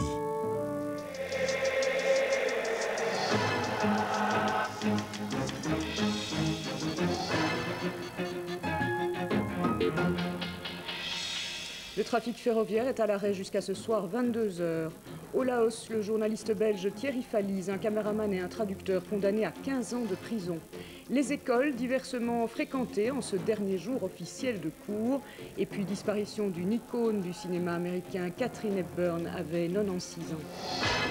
Bonsoir, trafic ferroviaire paralysé. Donc aujourd'hui, dans les gares du pays, il n'y avait que les distraits et les touristes de passage. Ophélie Fontana. Et oui, monsieur, il n'y a personne là-dedans. D'habitude, à cette heure-là, la gare des Guillemins grouille de monde. Mais aujourd'hui, les trains ne bougent pas à Liège. La grève de 24 heures était pourtant prévue, mais il y a toujours d'éternels distraits. Je ne savais pas. Je vais aller jusqu'à Warem. Vous savez ce que vous allez faire? Non, pas du tout. Non, je sais pas, je vais attendre ou... Vous pouvez toujours attendre, ça dure jusqu'à 22 heures. Bah oui, je vois. Attendre, il n'y a que ça à faire, mais tout le monde ne prend pas les choses avec philosophie. Moi, maman, j'habite à Verviers, il faut que je prenne le train pour aller à Verviers, mais bah, pas moyen, il faut que j'attende jusqu'à demain matin pour prendre un train. Une gare déserte, même les escalators font la grève. Liège a des allures de gare morte. À Bruxelles Midi, par contre, la vie ne s'est pas complètement arrêtée. Beaucoup de touristes étrangers qui parcourent l'Europe. Aujourd'hui, bienvenue en Belgique. Si on ne peut pas aller à Amsterdam, toutes les réservations seront annulées. Nous devons aller à Amsterdam par n'importe quel moyen. Mais ces touristes doivent d'abord sortir du dédale de la gare. Et à Charleroi, c'est plus facile. Les voyageurs ont vite trouvé la sortie. En fait, ils n'ont même pas pu rentrer. Pour l'association des clients de transport public, la vie des usagers est mise de côté. On leur a dit, on leur répète, si vous n'écoutez pas vos clients, vous allez les perdre. Et donc, si vous perdez vos clients, vous allez perdre de l'argent. Et donc, ce n'est pas le but, évidemment, ni pour nous, ni pour les SNCB. En principe, la SNCB de demain devrait changer les choses. En attendant, aucun train ne roule jusqu'à 22 heures et dans ces cas-là, toutes les solutions sont les bienvenues. Depuis hier soir 22 h, le mouvement de grève a été très suivi. Un mouvement à l'appel des syndicats de la SNCB pour contester le plan MOVE 2007. Nathalie Maleux. Porte close en gare de Liège, les syndicalistes font le piquet. Une grève en ce 30 juin, c'est encore un moindre mal, disent-ils. Nous avons fait une petite étude auparavant, nous avons fait déterminer que ce jour était le moins embêtant pour les voyageurs par rapport à la semaine passée où il y a énormément de trains extraordinaires, donc des trains qui partaient justement pour les vacances. Tout de même, 24 heures de grève, les syndicats, en front commun, ont frappé fort. Le plan Vink est aussi quelque chose de fort, donc par rapport donc, à ce plan, il fallait quelque chose de proportionné. À Bruxelles Midi, certains délégués ont joué les guides pour touristes, une façon comme une autre d'expliquer le pourquoi de cette action. Nous avons un objectif triple, c'est de montrer d'abord aux voyageurs que demain, avec 10 000 agents en moins, on ne pourra pas les transporter dans des conditions de confort, de sécurité. On pourra peut-être augmenter les tarifs, ce qui ne me paraît pas être un exercice très démocratique au moment où on parle de la mobilité dans le gouvernement. À l'adresse du gouvernement, je crois qu'on l'a dit suffisamment, la reprise de la dette doit absolument être inscrite. Et enfin, à l'adresse de M. Vink, qui joue avec la communication, nous voulons lui marquer un coup en disant « les cheminots sont prêts et seront prêts à se battre ». Réponse du patron du rail, il déplore cette grève et appelle les syndicats autour de la table de négociation. C'est vrai qu'il faut une augmentation sensible de la productivité par des améliorations opérationnelles. Puis si la conséquence de cela est une diminution de l'effectif, il faut en discuter aussi. Mais ça ne peut être qu'une conséquence d'un certain nombre de programmes sur lesquels nous devons négocier et sur lesquels nous devons nous mettre d'accord. Négocier alors que le plan MOVE 2007 est déjà écrit noir sur blanc, ce n'est pas un problème, affirme Carole Vink. En fait, c'est un document de base sur lequel on peut se baser. Moi, je n'ai encore vu aucune alternative pour le moment, sauf le projet de plan que nous avons mis sur la table.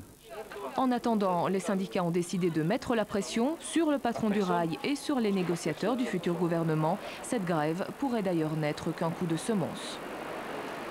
Et notons que pour compenser les désagréments causés par la grève, la SNCB offre un Sorry Pass à tous les détenteurs d'une carte train valide au 30 juin, un libre parcours d'une journée qui peut être retiré au guichet des gares du 7 juillet au 31 décembre prochain.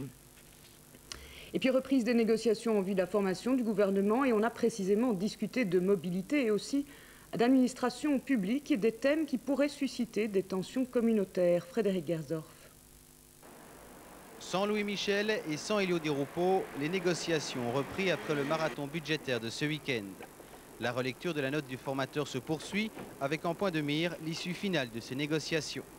Je crois que maintenant il faut une décision rapidement, mais vous voyez ce qui reste de la pile, mais regardez aussi tout ce qui a déjà été résolu. Et je crois que là le travail est considérable. Je ne dis pas que ce qui reste est le plus facile, mais nous allons voir quelle est la volonté de chacun, surtout de ne pas créer des problèmes inutiles en matière communautaire. Il y a 4 familles politiques autour de la table, mais aussi des options communautaires qui se cachent derrière chaque dossier. Et pour les vols de nuit, pour la SNCB, c'est certainement le cas. Et donc, ça rend plus difficile encore les discussions, mais pour nous, il n'est pas question, on l'a dit 1000 fois, de régionaliser. Des envies de régionalisation, il y en a toujours du côté flamand. Certaines revendications sont ressorties sur le dossier SNCB notamment. Les régions doivent avoir le droit d'aider la SNCB. Et c'est ça qu'on doit discuter ici. On doit penser positif pour les gens. Autre dossier lié à la mobilité et source de revendication, le code de la route. Vous seriez favorable, vous, à une régionalisation du code de la route? Oui, je suis favorable à cette régionalisation parce que c'est intimement lié aux routes elles-mêmes. Et donc, tous les travaux publics sont déjà régionalisés. Donc, je pense vraiment que ce serait logique, mais que ce serait une homogénéisation des compétences. Ce soir, nous avons demandé à Guy Verhofstadt où en étaient ces discussions au Fort Roland communautaire. La réponse du formateur peut surprendre. Je garde les problèmes et les dossiers communautaires pour la fin. Il me faut quand même encore un paquet pour la fin. Hein. De là à dire que Guy Verhofstadt souhaite encore reporter les dossiers difficiles, il n'y a qu'un pas. Hier soir, les négociateurs se sont accordés sur le budget, sont prévus des moyens pour les soins de santé et les indépendants, et aussi le maintien de la réforme fiscale, tout en dégageant des incitants à l'emploi. Philippe Antoine, Thierry Belfroid. Guy Verhofstadt semble avoir été éclairé hier soir. À 23h30, il ressortait du Lambermont un accord sous le bras, et cela quelques heures à peine après un gros coup de sang du président du PS qui trouvait son projet trop bleu. Le formateur a donc tourné cette fois sa langue dans sa bouche avant de faire de nouvelles propositions et cette fois, il a trouvé la longueur d'onde de tous ses interlocuteurs.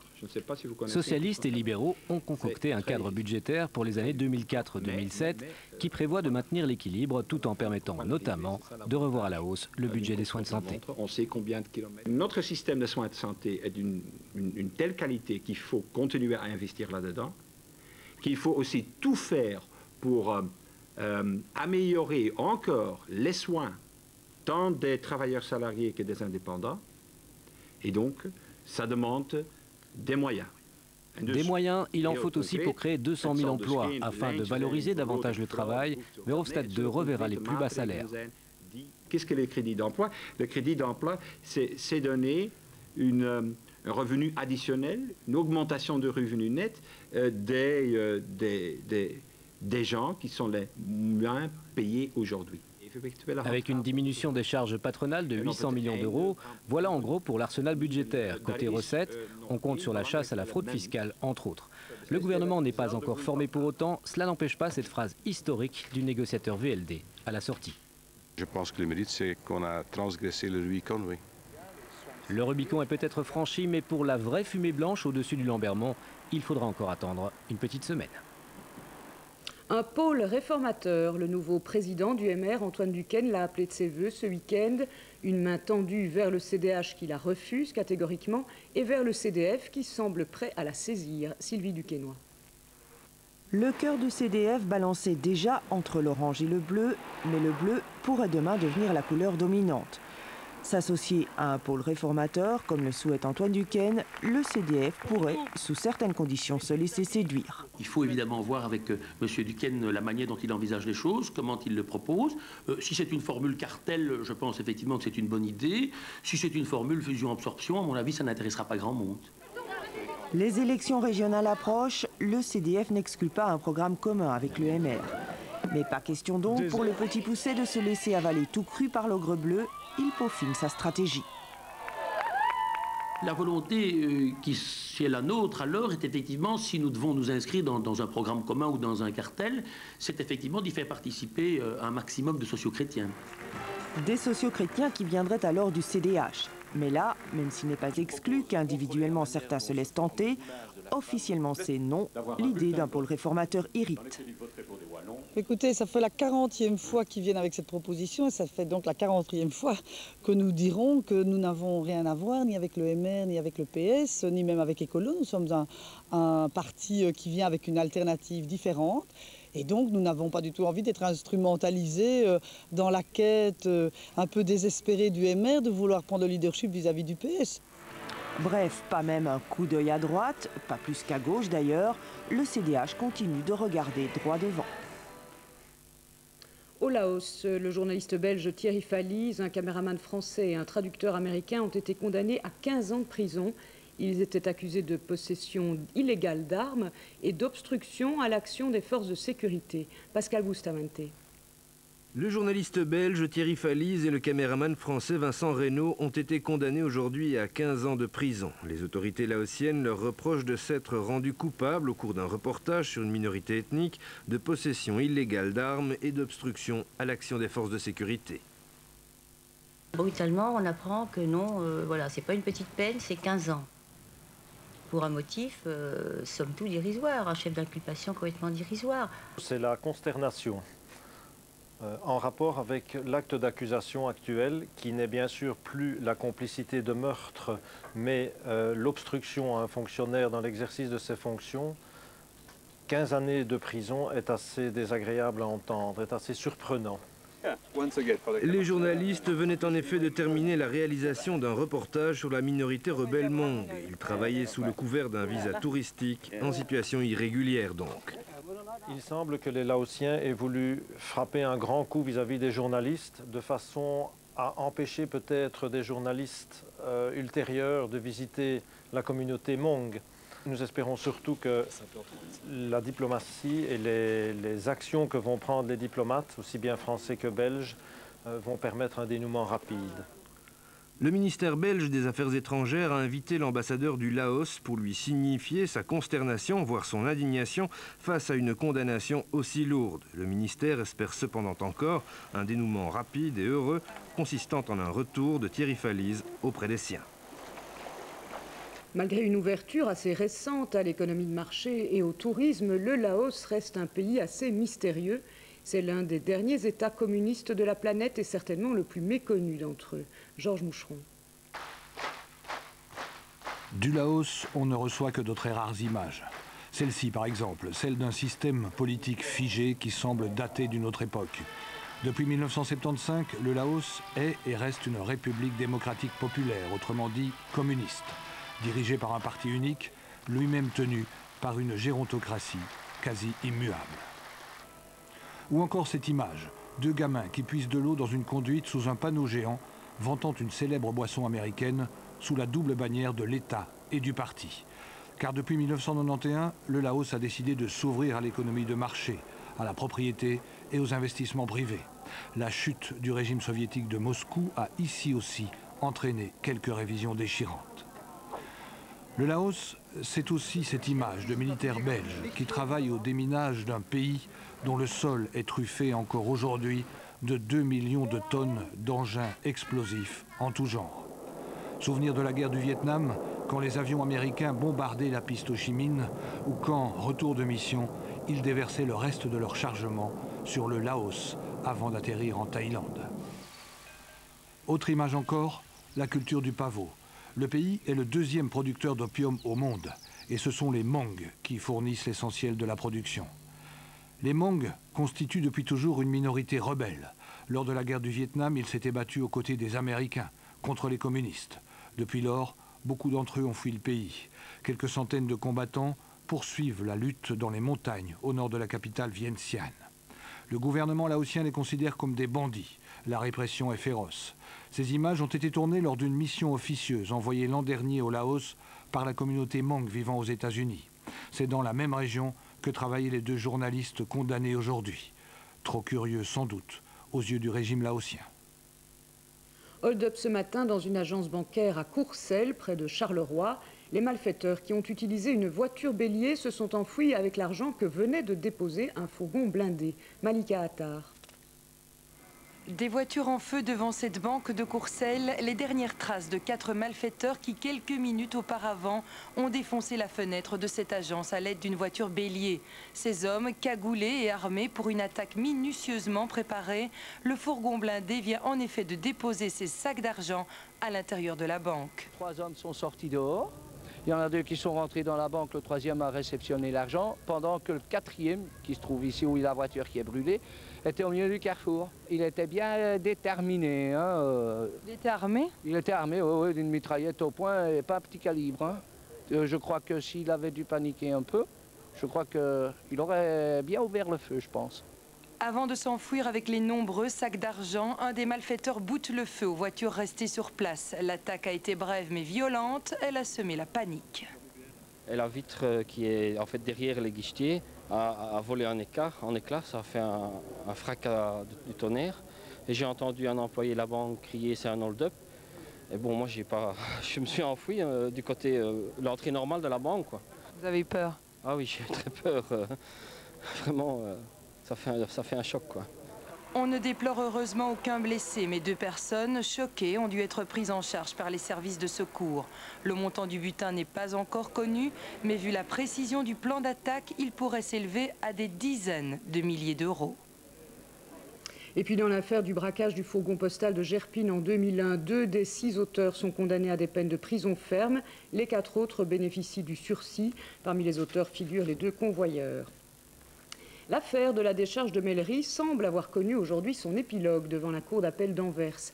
Les 4 principaux protagonistes du dossier sont libres. Selon la cour, il y a prescription des faits. Nicolas Gillard. C'était il y a presque 10 ans. L'exploitant de la décharge de Mellery, l'importateur de déchets et 2 transporteurs étaient condamnés par le tribunal correctionnel d'Anvers. La justice les avait reconnus coupables d'importation illégale de déchets toxiques. Aujourd'hui, en appel, la décision est tombée. Aucune peine n'a été infligée aux principaux prévenus. La cour d'appel d'Anvers a jugé qu'il y avait prescription des faits. La loi est la loi pour tout le monde, nous sommes tous pareils devant elle, et si la loi dit que dans certaines conditions il y a prescription, c'est simplement l'application de la loi. Les prévenus devront cependant s'acquitter de 750 000 € de dommages et intérêts provisionnels à la région wallonne. Quant aux riverains de la décharge, ils recevront 2 cents symboliques. Le dédommagement n'est que moral, car la Cour a jugé qu'il n'y avait aucun lien entre le versage des déchets et d'éventuels problèmes de santé. C'est un jour triste pour moi. C'est une grave déception, très grave déception, parce que je trouve que nous espérions vivement une condamnation des pollueurs. On a toujours dit les pollueurs-payeurs, c'était l'occasion de prouver que les pollueurs sont bien pénalisés.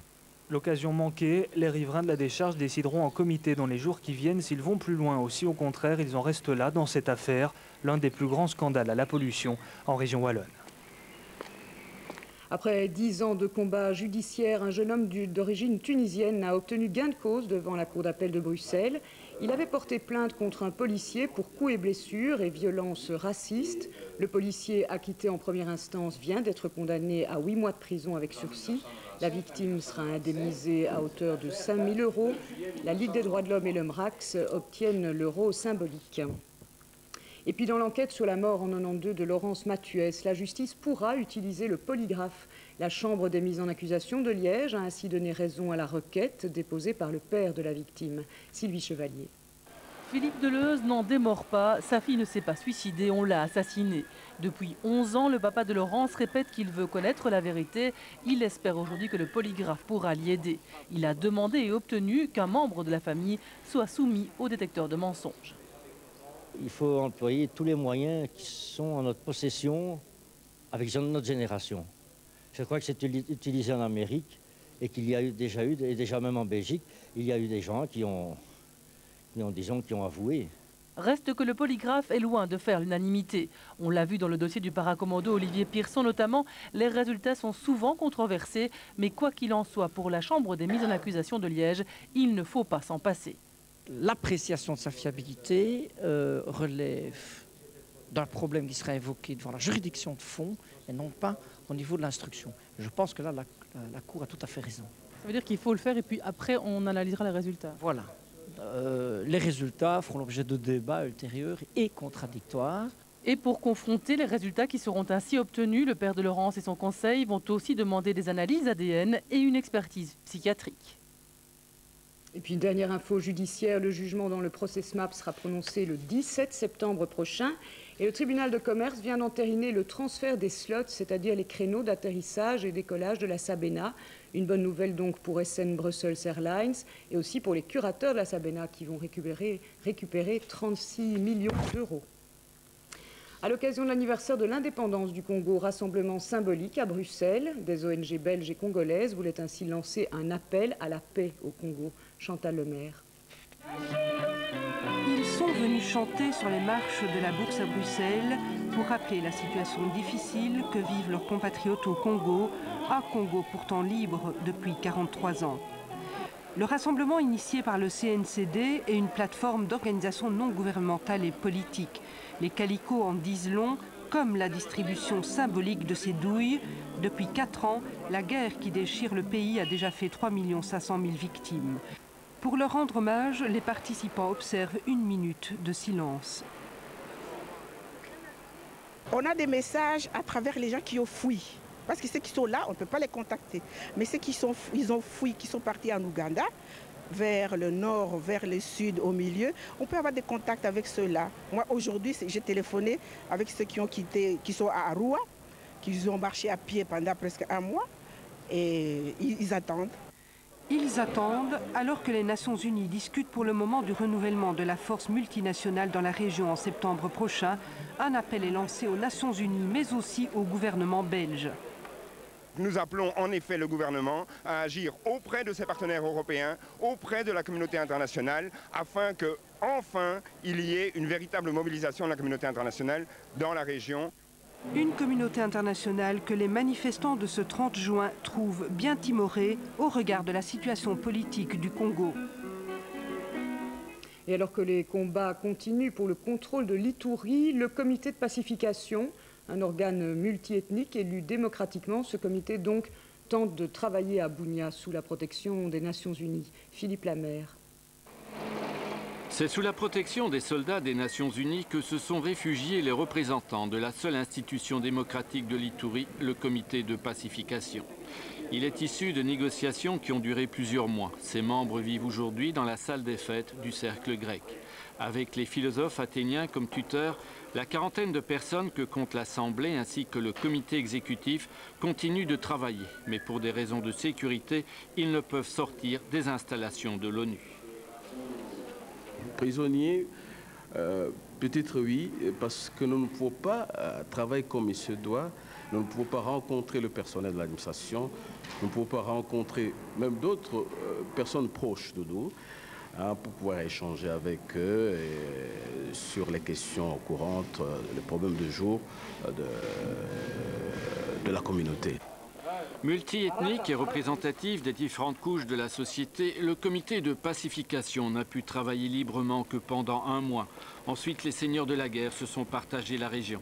Mais fort du soutien des institutions internationales qui considèrent le comité comme le seul organe représentatif de l'Ituri, ses membres refusent d'abdiquer.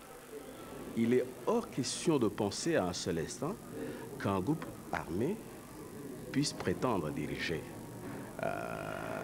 l'Ituri, quelle que soit sa force. Aujourd'hui, malgré les apparences, l'espoir de l'Ituri, c'est vous? Ce n'est pas une apparence, c'est la réalité même des choses. Bien sûr qu'il y a des contraintes, il y a des entraves pour que ça se déroule. Cela arrive. Mais avec l'appui de la communauté internationale, avec la force multinationale dont la présence se fait voir ici, je pense que les choses marchent. Cet optimisme ne doit pas cacher une réalité. Le pouvoir du comité ne dépasse pas aujourd'hui quelques mètres carrés. Avec le soutien de la communauté internationale, il en sera peut-être différemment demain. 9 morts et une vingtaine de blessés, c'est le bilan très provisoire de l'accident d'un avion militaire en Algérie. Un Hercule C-130 s'est écrasé en feu sur la localité de Beni Meret, à une trentaine de kilomètres au sud d'Alger. Le crash serait dû à un problème technique. Selon des témoins, des enfants figureraient parmi les victimes. Au Proche-Orient, retrait des troupes israéliennes en différents points de la bande de Gaza, ceci au lendemain de l'annonce d'une trêve de 3 mois par 4 mouvements radicaux palestiniens. Une trêve fragile, comme le prouve la violence de ce matin en Cisjordanie. Christian Dupont. Une flaque de sang dans le nord de la Cisjordanie témoigne de la mort d'un travailleur immigré circulant sur une route proche d'une colonie juive. Attentat revendiqué par une branche locale des brigades Al-Aqsa, alors que ces brigades se sont engagées à respecter la trêve. Pour la branche locale de ce groupe, cette trêve n'a pas de raison d'être. Illustration de la difficulté à obtenir un véritable arrêt des violences anti-israéliennes sur le terrain. Une trêve insuffisante aux yeux des Israéliens, le gouvernement veut le démantèlement et le désarmement des groupes radicaux palestiniens et ne mettra pas un terme aux opérations sécuritaires. Dans les zones dont les Palestiniens n'ont pas reçu le contrôle, il n'y aura pas de limite à nos opérations. Pas de limite. À Gaza, les forces israéliennes ont quitté certains points de passage sur la route principale du territoire. C'est le cas notamment au sud de Gaza où la police palestinienne a repris possession des abords de la route. Mais les Israéliens restent présents dans les environs immédiats. D'une manière générale, là où se trouvent des colonies, même si les fortifications israéliennes ont en partie été démantelées, près des colonies donc, les Israéliens gardent un certain contrôle sur le trafic. N'empêche, la circulation sur cet axe essentiel pour les Palestiniens de la bande de Gaza devrait être facilitée. Pour la police palestinienne, il s'agit de prouver sa capacité à empêcher tout attentat contre des Israéliens. Demain, les troupes israéliennes devraient se retirer de Bethléem et les deux premiers ministres, Ariel Sharon et Mahmoud Abbas, devraient se rencontrer pour poursuivre l'application du plan de paix international. Au Pakistan, 3 des 7 islamistes impliqués dans l'attentat à la voiture piégée qui avait coûté la vie à 11 Français en mai 2002. Ces personnes donc ont été condamnées à la peine capitale. Les autres accusés sont toujours en fuite. Retour en Belgique où ce lundi 30 juin était officiellement le dernier jour d'école, mais il a été diversement vécu par les élèves du primaire et du secondaire. Sacha Daout. Dans le primaire, on s'affaire, obligation d'être là jusqu'au 30 juin. Les dernières heures sont donc synonymes de rangement, nettoyage et surtout cadeau pour l'institutrice Madame Germaine, super gâtée en cette fin d'année. Et je trouve que vous êtes la plus sympa des profs. Julie, une fille qui vous trouve super chouette. Encore merci. Je vous souhaite de bonnes et heureuses vacances. Wow, super. On va faire une petite synthèse, un petit bilan de l'année, des projets, et puis on va ranger et préparer le local pour la rentrée. Parce que vous gardez les mêmes élèves l'année prochaine. Tout à fait, oui, oui. Et pendant ce temps, en secondaire, c'est déjà le désert. Les couloirs sont vides depuis plusieurs jours. C'est prévu par la communauté française et un décret de 1998 qui laisse aux écoles secondaires le soin d'organiser la fin d'année. Nous avons la possibilité de suspendre les cours entre 15 et 27 jours pour effectuer les évaluations des élèves, pour faire passer les examens, ensuite pour organiser les délibérations des conseils de classe et enfin pour permettre les réunions entre les parents et les professeurs. Une année scolaire doit comporter entre 181 et 183 jours. Cette année, c'était tout juste. On a même dû décaler les vacances de Pâques pour y arriver. Autre problème, récurrent, celui-là pour les parents d'enfants en secondaire. Que faire pour les occuper en fin d'année lorsque les profs sont en délibé? La solution s'appelle parfois retour aux sources. Il y a des parents qui étaient dans le primaire il y a 2-3 ans ou même l'année passée qui viennent nous voir pour demander si on ne peut pas garder leurs enfants. Bon, gentiment, on les prend avec nous en voyage scolaire. L'année scolaire s'est donc achevée ce lundi. En coulisses, on prépare déjà la prochaine. Quant aux élèves, ils ont tous ce soir l'esprit au soleil. Le décès d'une icône du cinéma américain, Katharine Hepburn, est morte hier. Elle avait 96 ans. Évocation de sa carrière, Chantal Lemaire.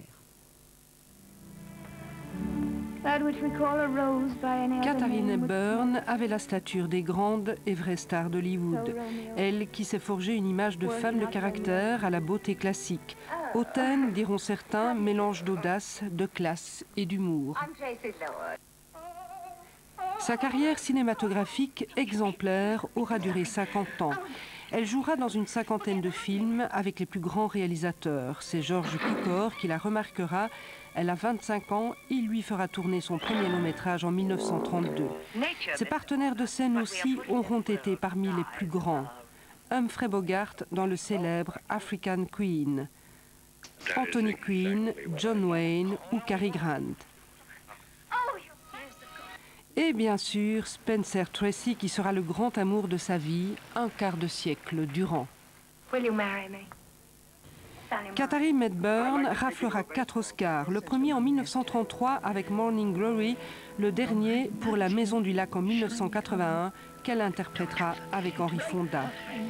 Icône respectée du cinéma américain, cette forte personnalité a toujours fait la différence entre la femme dans la vie et la créature façonnée pour le cinéma. J'ai une vie magnifique, une vie très heureuse et beaucoup de chance.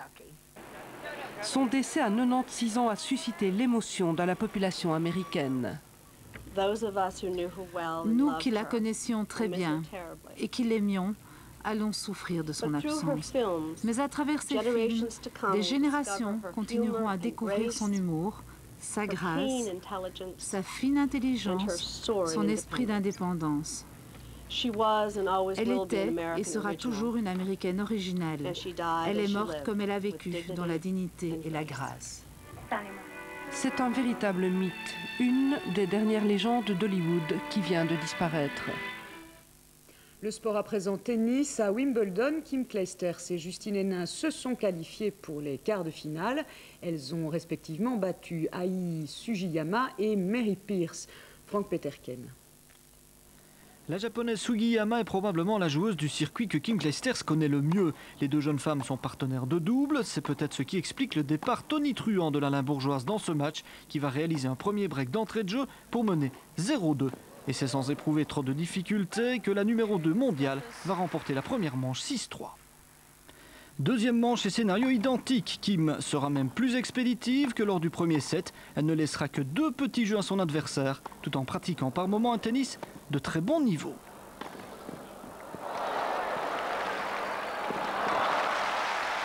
La Limbourgeoise va s'imposer 6-3, 6-2 en 50 minutes. Elle se qualifie pour les quarts de finale, un stade qu'elle avait déjà atteint en 2001.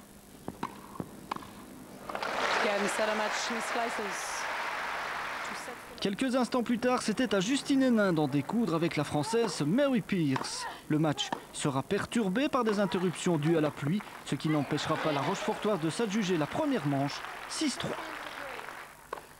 Justine réalise un match appliqué, elle est présente dans les moments importants, ne lâche rien et vient parfois conclure l'échange au filet. Finalement, et au terme de 53 minutes de jeu, Justine l'emporte 6-3, 6-3. Elle rejoint elle aussi les quarts de finale, et ce, pour la 3e année consécutive. Les gens vont dire oui, c'est le quart de finale le plus évident, mais ce sera loin d'être évident parce que justement ce sera une jeune qui n'aura rien à perdre. Et puis le papier est une chose, la pratique sur le court, ça c'en est une autre. Et moi je vais essayer de continuer sur ma lancée et de jouer un bon tennis pour gagner. Pas de victoire en revanche chez les messieurs belges. Olivier Rochus a été battu en 8e de finale par l'Allemand Alexander Popp. Face à Alexander Popp, 198e joueur mondial, Olivier Rochus va être le premier à se mettre en évidence. L'Ovlésien va réaliser le break dans le 11e jeu du premier set en développant un tennis de bon niveau.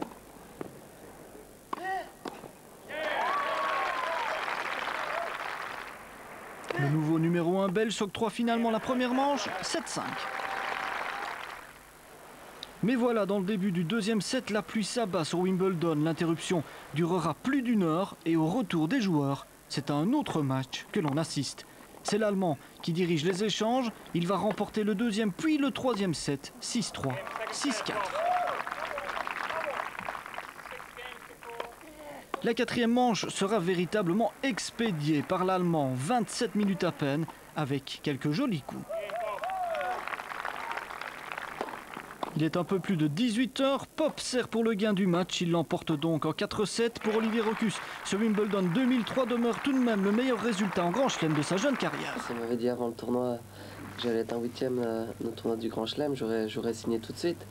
C'est dans ce genre de tournoi-là où on veut bien faire. Donc voilà, maintenant je pense qu'un quart de finale contre Agassi ou Philippe Poussis sur le central, ça a encore été beaucoup mieux. Mais bon, je pense que j'ai quand même fait un bon parcours et j'espère que ça va me donner confiance pour la fin de la saison.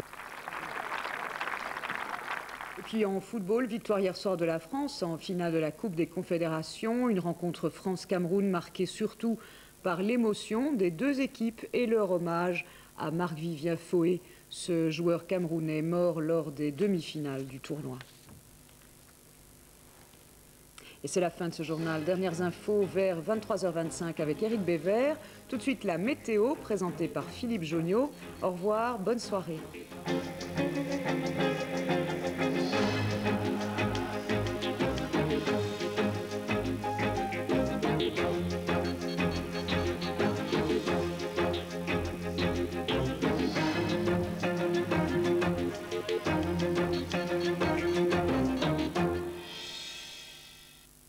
Ce soir. Quand ils tricotent et s'asticotent, ils font des nœuds. Les Aiguilleurs, 20h20. Un des derniers géants du cinéma parle. Conversation avec Grégory Peck, 22h25.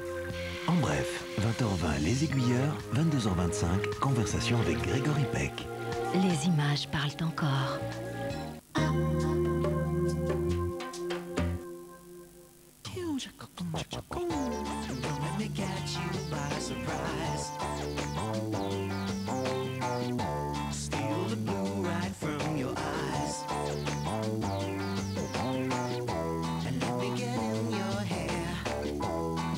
Rien n'est plus sûr pour les couleurs que Dreft. Vos couleurs restent comme neuves plus longtemps, lavage après lavage, mois après mois.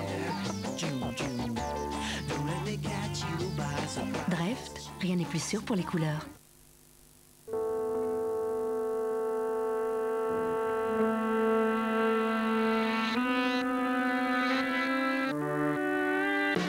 When you kiss the base of my spine, make my body into your shrine.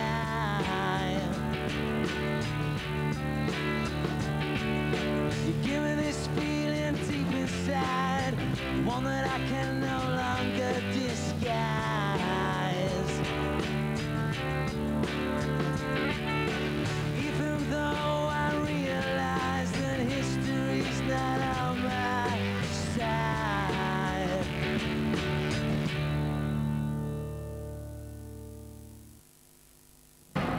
Que se passerait-il si tout ce que vous avez toujours dû garder en vous se libérait tout à coup?